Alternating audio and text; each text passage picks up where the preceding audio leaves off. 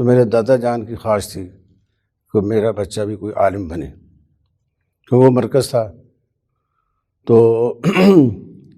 میرے ایک تایا جان کو انہوں نے لگایا اس طرف،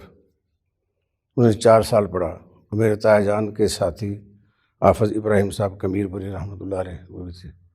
4 سال اکٹھے پڑھتے رہے، لیکن میرا تایا جان نے 4 سال پڑھنے کے بعد چھوڑ دیا۔ اس کا صدمہ میرے دادا جان کو بہت ہوا کہ میرا بیٹا نہیں پڑھ سکا۔ اس کے بعد پھر میرے وارث صاحب کی بڑی خواہش تھی کہ میرے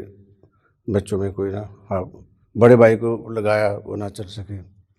پھر مجھے بٹھایا، بس اللہ کا کرنا تھا، اللہ کی مہربانی تھی۔ پرائمری کے بعد جو ہے نا ناظرہ قرآن پڑھا،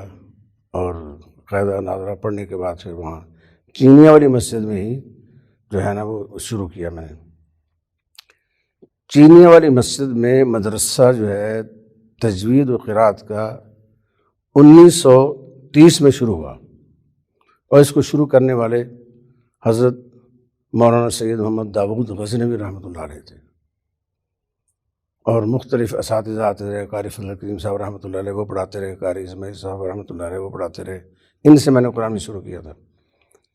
تو وہ بھی چلے گئے۔ اور اس کے بعد ہمارے استاد حضرت قاری اظہار احمد صاحب تھانوی رحمۃ اللہ علیہ وہ تشریف لائے، تو پھر ان سے میں نے، اور ایک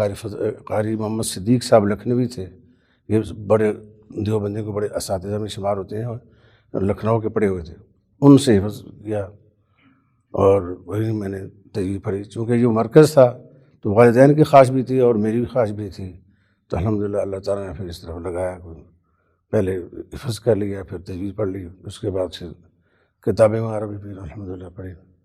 تو یہ بڑا گون ہے کہ والدین کی خواہش بھی تھی کہ جو ہے نا ہمارا بچہ جو ہے نا کوئی عالم بنے۔